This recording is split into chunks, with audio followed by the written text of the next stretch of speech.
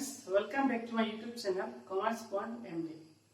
তো আজকে আমরা ডিসকাস করব লাস্ট টপিকে কন্টিনিউশন। তো লাস্ট ক্লাসে আমরা ডিসকাস করছি ফাইন্যান্সিয়াল ম্যানেজমেন্ট কিতা আর ফাইন্যান্সিয়াল ম্যানেজমেন্টের অবজেক্টিভ কিতা।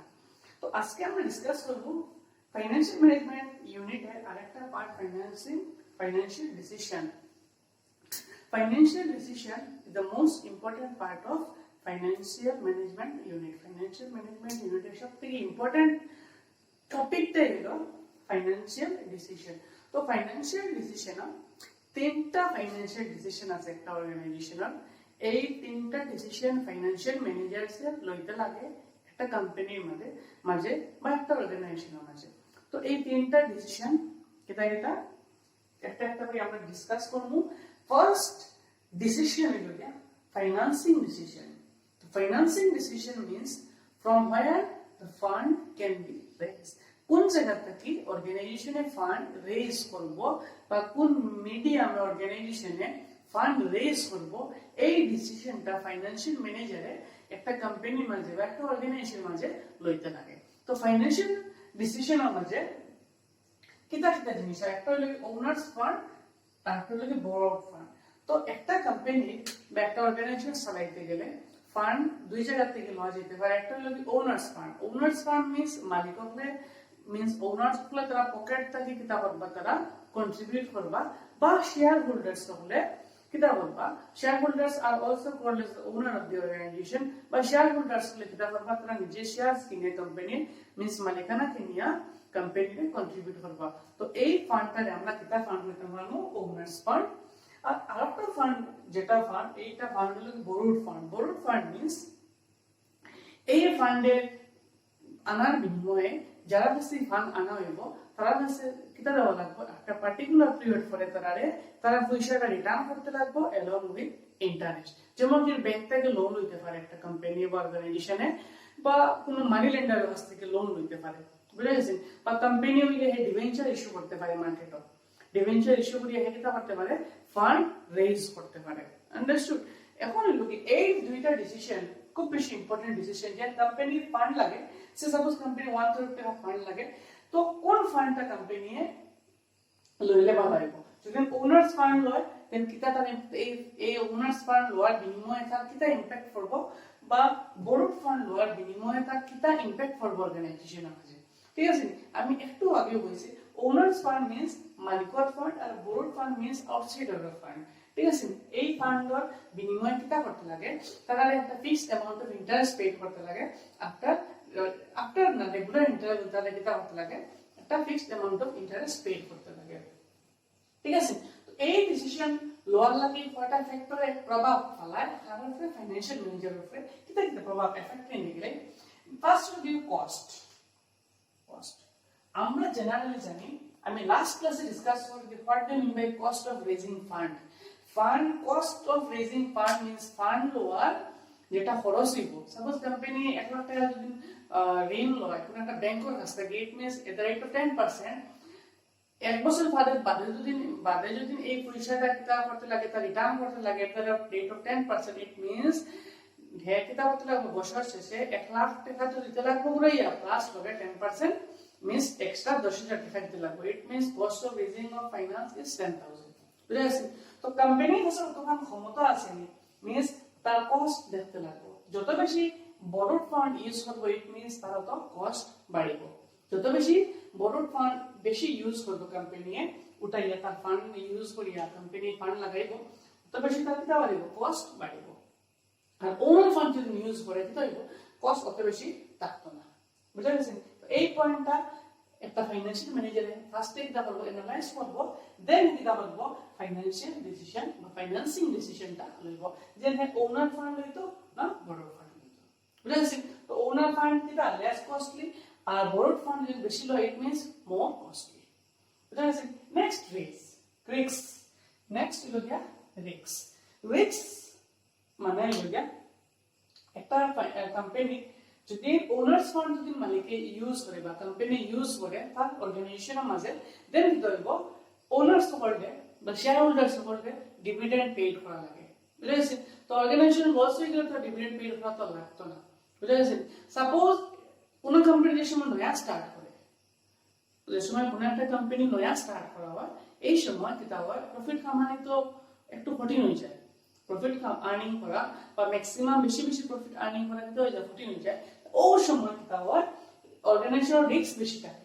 আর এই সময় যদি অর্গানাইজেশনে ওনার্স ফান্ড যদি বেশি ইউজ করে দেন অর্গানাইজেশন বালা, বিকজ বড় ফান্ড যদি বেশি ইউজ করে দেন কিতা হইব বেশি বেশি ইন্টারেস্ট দেওয়া লাগবে, তো অর্গানাইজেশনে রান করবো কিনা আর লগে ইন্টারেস্ট বাড়লে বার্ডেন পড়ে যাব।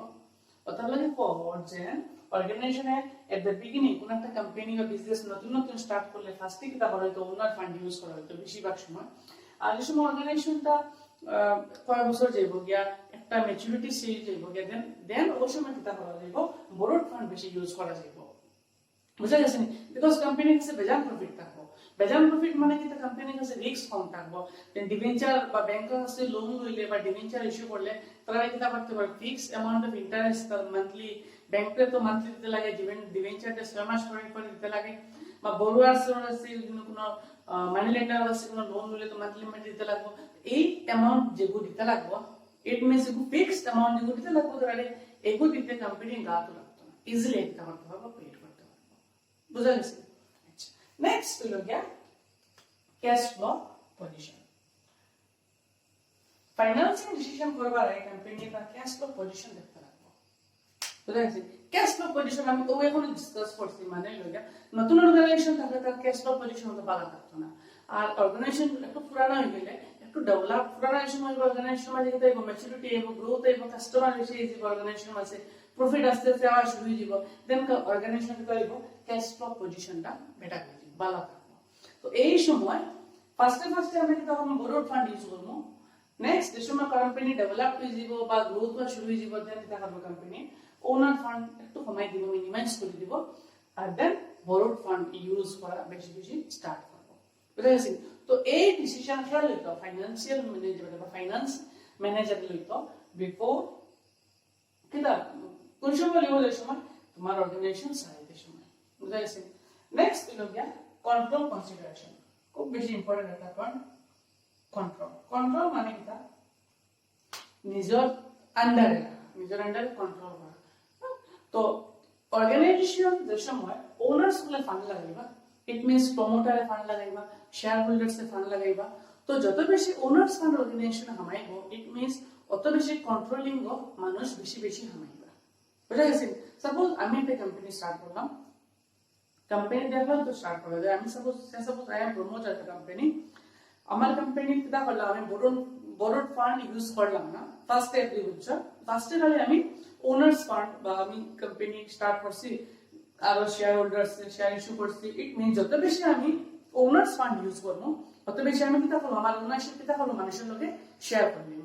তো যত বেশি ওনারশিপ মানুষের লগে শেয়ার করবো ওই সময় কিতা হইব মানুষের কিতা পারবা আমার কোম্পানির মাঝে তারা নিজে নিজে কন্ট্রোলিং করতে পারবা, তারা কন্ট্রোলিং করলে কিতা পারবা আমার অর্গানাইজেশন বিকজ তারা পয়সা লাগাইছে ইট মিনস তারা কোম্পানির মালিক হয়ে গেল, তো মালিক হইলে তারা কিতা করতে পারবা তারা কোম্পানির নিজে ডিসিশন নিতে পারবা, ওই সময় কি হয়ে যাব আমার কন্ট্রোলটা কি হয়ে যাব কমে যাব। বুঝা গেছে? এই জিনিসটা কোম্পানি ফাইন্যান্সিয়াল ম্যানেজারে বহুত ইম্পর্টেন্টলি ফোকাস করতে লাগবে। ওনারশিপ যে সময় এফেক্ট হয়ে যাব দেন কোম্পানি মধ্যে বেজান প্রবলেম হয়ে যাব। বুঝা গেছে? তো বেশি owners fund use company avoid করতো, আর যদি বেশি ওনার্স ফান্ড ইউজ করে কোম্পানি দেন কোম্পানি কন্ট্রোলিংটা কি হয়ে যাব সবার কাছে থেকে যাব, বেশি মানুষের কাছে থেকে যাব, আর কোম্পানি ডিসিশন মেকিং এর প্রবলেম হইব, দরবার লাগবো, ঝগড়া হইব। বুঝা গেছে? তো কোম্পানি চালাইতে গেলে কোম্পানি লং রান হলে কোম্পানিটা একটা সাকসেসফুল অর্গানাইজেশন হইতে পারতো না। Next fixed operational cost. Fixed মানে কি তা একদম রেগুলার, আর অপারেশনাল কস্ট মিন্স দেখো একটা অর্গানাইজেশন কোনো অর্গানাইজেশন এরকম আছে যে এই অর্গানাইজেশন চালাইতে গেলে রেগুলারলি অপারেশনাল লাগে, মানে তার ডে টু ডে অ্যাক্টিভিটি চালাইবার লাগে বেশি খরচ হয়। বুঝা গেছে? এই কনসেপ্ট ডিসকাস করবার লাগে আমি দুটো জিনিস ডিসকাস করি। অর্গানাইজেশন রান করবার লাগে এখানে আছে দুই ধরনের ফান্ড লাগে, একটা হলো গিয়া ফিক্সড ক্যাপিটাল, একটা হলো গিয়া ফিক্সড ক্যাপিটাল, আর একটা হলো গিয়া ওয়ার্কিং তো ফিক্সড ক্যাপিটালটা জেনারেলি ফিক্সড অ্যাসেটস কিনা লাগি ইউজ করা হয়, ইউটিলাইজ করা হয়, আর ওয়ার্কিং ক্যাপিটালটা ইউজ করা হয় ডে টু ডে রান করবার লাগি। বুঝা গেছে? ডে টু ডে এক্সপেন্সেস এটা মিট করবার লাগি, পুরা করবার লাগি ওয়ার্কিং ক্যাপিটালটা সবসময় অর্গানাইজেশন রাখা হয়। বুঝা গেছে? তো এই ফিক্সড ক্যাপিটালটা কই ইউজ করা হয়? যে সময় ফান্ড রেইজ করা হইব, ফান্ডটা কি এক portion of fund fixed assets কিনার লাগি ইউজ করা হইব, আর আরেকটা পোরশন অফ ফান্ড অর্গানাইজেশনে কিতা করব তার কাছে সেভ কস্টাডির মাঝে রাখি লাগব। Because day to day activity আছে, স্টাফার স্যালারি আছে, রেন্ট আছে, ইলেকট্রিসিটি বিল আছে, র মেটেরিয়াল পারচেজ করা আছে, তো ডিফারেন্ট তার কস্ট আছে, এক্সপেন্সেস মিট করবার লাগি ওয়ার্কিং ক্যাপিটাল হিসেবে রাখি লাগব। তো এখন দেখো কোন অর্গানাইজেশন ওরকম আছে যেটা ওয়ার্কিং ক্যাপিটাল বেশি লাগে আর ফিক্সড ক্যাপিটাল কম লাগে, ঠিক আছে? বাট এরকম অর্গানাইজেশন আছে যে অর্গানাইজেশন ফিক্সড ক্যাপিটাল কিটা লাগে বেশি লাগে, আর অর্গানাইজেশন চালাইতে গিয়ে ওয়ার্কিং ক্যাপিটাল একদম লেস লাগে। বুঝা গেছে? তো যে অর্গানাইজেশন ফিক্সড ক্যাপিটাল বেশি লাগবে, যে অর্গানাইজেশন ফিক্সড ক্যাপিটাল বেশি লাগবে, এই অর্গানাইজেশন কিটা হয় বরোড ফান্ড করলে ভালো হয়। বুঝা গেছে? বরোড ফান্ড করলে ইউজ করলে ভালো হয়। আর যে অর্গানাইজেশন ওয়ার্কিং ক্যাপিটাল বেশি লাগবে, এই অর্গানাইজেশনে ওনার্স ফান্ড ইউজ করলে ভালো হয়। বুঝা গেছে? কিটা লাগে জান দেখো, যদি ওনার্স ফান্ড বেশি ইউজ করা হয় দেন কিটা থাকবো মালিক ওখানে নিজের পকেটে বেশি লাগবে। Are working capital it means working capital যদি অর্গানাইজেশনে বেশি লাগে, ইট মিন্স কোম্পানি কিটা করতে লাগবো তার কাছে লাইবিলিটি দুটো বাড়ি যাব, কারণ রেগুলারলি কোম্পানি তো ওয়ার্কিং ক্যাপিটাল বেশি লাগে, তো লাগে কোম্পানি রেগুলারলি তার রিটার্ন বাড়াইতে লাগবে। বুঝা গেছে? আর রিটার্ন বাড়াইতে থাকে একটা পোরশন অফ রিটার্ন কিটা করতে লাগবে ওয়ার্কিং ক্যাপিটাল ইউজ করা লাগবে, আর একটা পোরশন অফ রিটার্ন থাকবে দিব গিয়া ইন্টারেস্ট দেওয়ার জন্য। বুঝা গেছে? তো বেশি যখন বরোড ফান্ড ইউজ করে ইট মিন্স তার ইন্টারেস্ট কত হয়ে যাব বাড়ে যাব। আর ইন্টারেস্ট যদি বাড়ে যায় হে ওয়ার্কিং ক্যাপিটাল চালাই তো কোম্পানি রান করতো না ইন্টারেস্ট পে করতো, ইট মিন্স হে কি হয়ে যাব তার দুই দিক থেকে তার কি হয়ে যাব অ্যাটাক হয়ে যাব। তো দুই দিক থেকে অ্যাটাক হয়ে গেলে কি হয়ে যাব অর্গানাইজেশন রান করা কঠিন হয়ে যাব। বুঝা গেছে? ও সিচুয়েশনে কোম্পানি কি করতে লাগবে ফিক্সড ক্যাপিটাল বেশি ইউজ করতে লাগবে। বুঝা গেছে? সরি ফিক্সড ক্যাপিটাল না বরোড ফান্ডটা বেশি ইউজ করতে লাগবে। যদি বরোড ফান্ড বেশি ইউজ করে দেন তো লাভ হইব অর্গানাইজেশনে ওয়ার্কিং ক্যাপিটালটা ইজিলি মেইনটেইন করতে পারবো, ওয়ার্কিং ক্যাপিটালটা ইজিলি মেইনটেইন করতে পারবো। আশা করি বুঝা গেছে? বুঝা গেছে? তো ফাইন্যান্সিং ডিসিশন। নেক্সট ডিসিশন হইল আমার ইনভেস্টমেন্ট ডিসিশন। ফান্ড তো রিস্ক হয়ে গেছে, এনিওয়ে দুইল ওনার্স ফান্ড ইউজ করছে বা বরোড ফান্ড ইউজ করছে, ডিপেন্ড করবো তার ইনভেস্টমেন্টের ডিসিশনের উপরে, ডিপেন্ড করবো তার ইনভেস্টমেন্টের ডিসিশনের উপরে। এখন আমি ডিসকাস করছি acquiring of fixed assets and current assets। তো এই ফাইন্যান্স এবং রেজ করাইব, এই রেজ করার থাকি ফাইন্যান্সটা কিটা করাইব ইনভেস্টমেন্টর লাগি ইউজ করাইব। এই ইনভেস্টমেন্ট কিটা হইতে পারে acquiring of fixed assets হইতে পারে, মানে ফিক্সড অ্যাসেটস কিনার লাগি এক পোরশন অফ ফান্ড ইউজ করাইব, আর এক portion of fund current assets কিনার লাগি ইউজ করাইব, র মেটেরিয়াল যেটা আছে, আবার এটা যখন ওয়ার্কিং ক্যাপিটাল হইতে পারে। বুঝা গেছে? তো একটা জিনিস ফোকাস করব কোম্পানি যেটা হোক না কোম্পানি ওরকম ইনভেস্টমেন্ট করতে হয় যে ইনভেস্টমেন্টে কিটা হয় কোম্পানি রেগুলারলি ক্যাশ ফ্লো পজিশনটা মেইনটেইন করতে পারে। ইট মিন্স এমনই ভাবে হে ইনভেস্ট করতে হয় যে ইনভেস্টমেন্টে কিটা হয় কোম্পানিতে রেট অফ রিটার্ন যেটা আছে, রেট অফ রিটার্ন মানে ইনভেস্ট করলো তো ইনভেস্ট করিয়া বইলই তো না, জলদি জলদি যেটা পয়সাটা কিটা হইতে পারে প্রফিটের ওয়েতে বার হইতে পারে, ওভাবে কোম্পানি কিটা করতে লাগবে ইনভেস্ট করতে লাগবে। ফাইন্যান্সিয়াল ম্যানেজারও এই লগে মোস্ট ডিফিকাল্ট টাস্ক হয়ে যায় দেন হে কোন জায়গায় ইনভেস্ট করতে, বিকজ ডিফারেন্ট প্রজেক্ট থাকে কোম্পানির আছে। এই প্রজেক্টে ইনভেস্ট করলে কোম্পানির কিতা লাভ হইব, এই কোম্পানির প্রজেক্টে ইনভেস্ট করলে কিতা লাভ হইব, তো তার দুটো মাঝে কিতা করতে লাগবে প্রজেক্ট এ প্রজেক্ট বি প্রজেক্ট সি সব মাঝে কিতা করতে লাগবে কম্পেয়ার করা লাগবে, দেন কোন সুইটেবল প্রজেক্ট হে কিতা করলে ইনভেস্ট যদি করে দেন তার রেগুলারলি প্রফিট বাড়ে, রেগুলারলি প্রফিট আয়। উইদাউট প্রফিট যদি প্রফিট রেগুলারলি আয় না কোম্পানি সার্ভাইভ করতে পারতো না, কোম্পানি যদি সার্ভাইভ করে না দেন কিতা করতে পারতো কোম্পানি গ্রোথ করতে পারতো না। বুঝা গেছে? কোম্পানি একটা স্টেজে থাকি যাইব, কোম্পানি থাকতে থাকতে একটা দিন লয় যাব কোম্পানি শাটডাউন করতে বাধ্য হয়ে যাব। বুঝা গেছে? তো ফাইন্যান্সিয়াল ডিসিশন কিতা কিতা পয়েন্টে এফেক্ট করে প্রভাব ফেলায়, ফাইন্যান্সিয়াল ম্যানেজারে কিতা কিতা পয়েন্টে প্রভাব ফেলায় ইনভেস্টমেন্ট করতে গেলে। ফার্স্ট পয়েন্ট হলো cash flow of the project. ফার্স্টে কিতা দেখতে লাগবে cash flow of of the project মানে কোন প্রজেক্টে ইনভেস্ট করলে ফ্লো ক্যাশ ফ্লোটা বেশি হয় ক্যাশ ফ্লোটা বেশি হয় উইদাউট ক্যাশ ফ্লো যদি একটু কম হয় দেন কি হইব অর্গানাইজেশন চালাইতে গেলে স্মুথলি রানিং করতে পারতো না অর্গানাইজেশন কারণ রেগুলারলি ক্যাশ ফ্লো যদি খারাপ থাকে দেন রেগুলারলি থাকতে লাগবে হয়তো ওনার্স ফান্ড বেশি ইউজ করতে লাগবে বা বোরোড ফান্ড বেশি ইউজ করতে লাগবে এই বেজান প্রবলেমে দেখা দিবে এই আলটিমেটলি কিটা মানে কোম্পানির লায়াবিলিটি আরো বেশি বেশি বাড়ে যেত নেক্সট পয়েন্ট কিটা দেখতে লাগবে রিটার্ন অন ইনভেস্টমেন্ট মানে কোন প্রজেক্টে কোম্পানি ইনভেস্ট করলে তার রেট অফ রিটার্ন যেগুলো আছে ও বেটার হইব ও প্রজেক্ট ফাইন্যান্সিয়াল ম্যানেজারে কিটা করতে হয় সিলেক্ট করতে সাপোজ প্রজেক্ট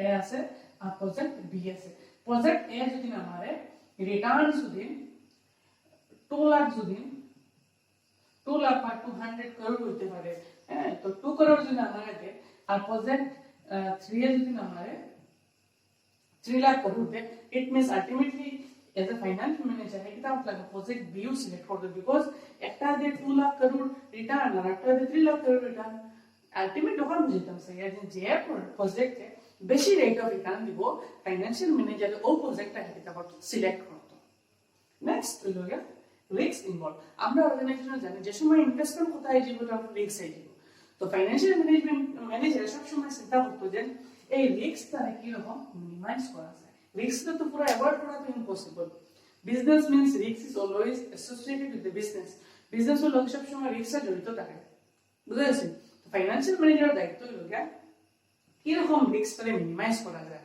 কোন প্রজেক্টে ইনভেস্ট করলে রিস্কটা কম থাকবে ও প্রজেক্টের মাঝে কিটা করা ইনভেস্ট করা যে প্রজেক্টের মাঝে রিস্ক কম থাকবে মানে মডারেট থাকবে রিস্কটা মডারেট থাকবে মানে যে রিস্কটা কন্ট্রোল করা যায় ও রিস্কটা হ্যাঁ ও রিস্কে কিটা করতে ইনভেস্ট করতে বুঝা গেছে আচ্ছা তো আশা করি ফাইনান্সিয়াল ডিসিশনটা বুঝা গেছে নেক্সট মোস্ট ইম্পর্টেন্ট ডিসিশন হলো আমরা ডিভিডেন্ড ডিসিশন ইনভেস্ট ফার্স্ট হলো ফান্ড রেজ করে লইলো ইনভেস্ট করে লইলো দেন কিটা ফান্ড দেখো ইনভেস্ট করে ইনভেস্ট থেকে কিটা গেল প্রফিট বাড়াই দিল প্রফিট অর্গানাইজেশনে আর্ন হলো এই প্রফিটটা দুই পার্টিতে ভাগ করা হয় এই প্রফিটটারে দুইটা পার্টিতে ভাগ করে নি একটা হলো ওনার সেভিং আর একটা বোরোয়ার সেভিং বুঝা গেছে একটা ওনার সে ফান্ডটা প্রফিটটা ভাগ করে নেয় আর একটা প্রফিটটা ভাগ করে বোরোয়ার সে ভাগ করে একটা হলো গিয়া ওনার সে কিটা ভাগ করে এজ এ ডিভিডেন্ড আমি আগেও বলেছি শেয়ার হোল্ডার্স গুলো একটা আপন সোর্সে নেয় ডিভিডেন্ডস গুলো নেয় আর আরেকটা কি মানে ইন্টারেস্ট হিসেবে আরেকটা ইন্টারেস্ট হিসেবে বুঝা গেছে তো এই জিনিসটা ফোকাস দেওয়া দরকার ফার্স্টে ফোকাস দেওয়া দরকার before reaching the finance then profit কত বানাইব প্রফিট যদি বেশি হয় প্রফিট যদি বেশি হয় দেন এই প্রজেক্টটাকে দেন ওনার্স ফান্ড ইউজ করাটা বেটার বুঝা গেছে ঠিক আছে বিকজ ওনার্স ফান্ড ইউজ করলে ওনার্স ফান্ড ডিভিডেন্ড বেশি পাবে বুঝা গেছে তো কোম্পানি যখন বুঝাইতাম চাইছি কোম্পানি প্রফিট হওয়ার পরে দুইটা জিনিসের প্রফিটটা ডিভাইড হয়ে যায় একটা ডিভিডেন্ড হয়ে যায় আর একটা ইন্টারেস্ট হয়ে যায় তো what are the factors affecting the dividend decision the dividend decision কিটা ফ্যাক্টরস এফেক্ট করে একটা কোম্পানি হে ডিভিডেন্ড ডিক্লেয়ার করবার আগে বা equity share fund dividend declare করবার আগে বা preference share holder dividend declare করার আগে দুই এই কয়টা জিনিস তার কিটা এফেক্ট করে মানে প্রভাব ফেলে ফার্স্ট হলো কি আর্নিংটা উইদাউট আর্নিং কোম্পানি যদি আর্নিং থাকে না কোম্পানি ডিভিডেন্ড ডিক্লেয়ার করতে পারতো না কোম্পানি ডিভিডেন্ড ডিক্লেয়ার করা পসিবল হতো না যদি কোম্পানি আর্নিং বেশি থাকে দেন বেশি ডিভিডেন্ড ডিক্লেয়ার করতে পারবো আর যদি আর্নিং কম থাকে দেন ডিভিডেন্ড ডিক্লেয়ার করতে পারতো না বুঝা গেছে তো আরেকটা কনসেপ্ট প্রফিট ওয়ার হলো before declaring the dividend company কিটা করতে লাগে রিটেইন আর্নিং একটা জিনিস করতে লাগে রিটেইন আর্নিং তো এই রিটেইন আর্নিং করাটা compulsory before declaring dividend to the equity shareholder the company must have to keep some retained earning for future course of action future or like এটা হতে লাগে একটা অ্যামাউন্ট রিটেইন আর্নিং করিয়া রাখতে লাগে এই রিটেইন আর্নিং দিয়ে ফিউচারে কোনো প্রবলেম হয়ে গেল বা যে কোনো জিনিস হয়ে গেল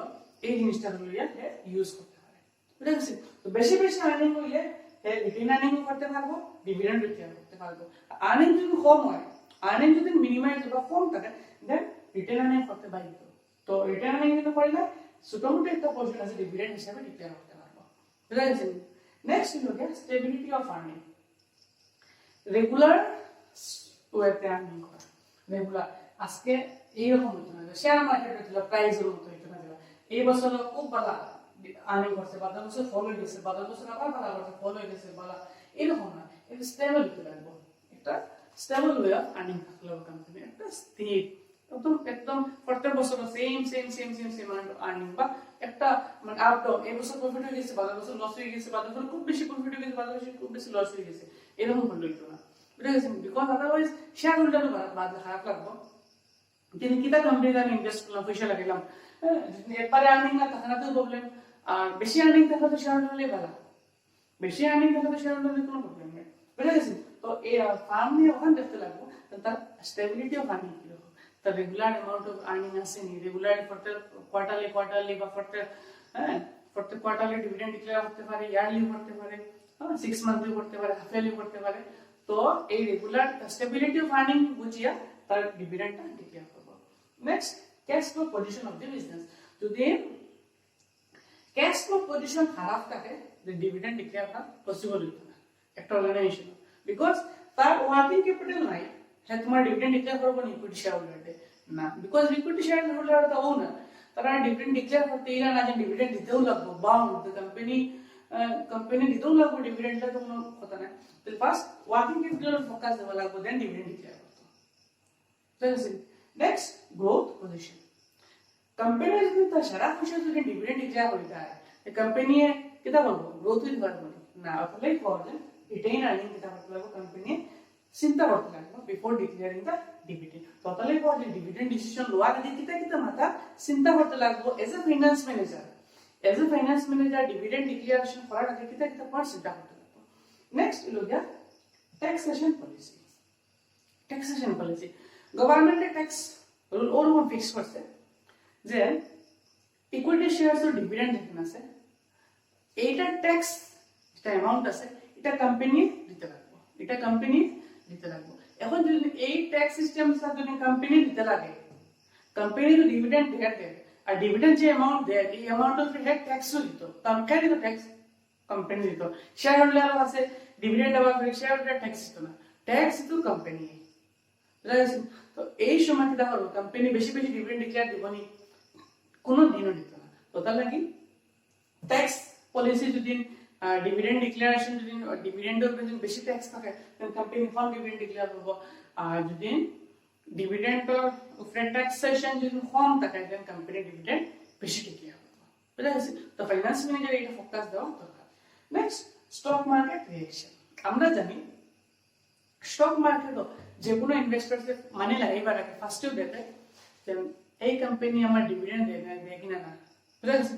তো এই যে কোম্পানি স্টক মার্কেটে ডিভিডেন্ড পেড করে, এই কোম্পানির শেয়ার প্রাইস আপ থাকে, বা এই কোম্পানি একটা ভালো একটা কোম্পানি থাকে, যে কোম্পানির যে কোম্পানির মার্কেট প্রাইস একটু হাই থাকে জেনারেলি, বুঝা গেছে?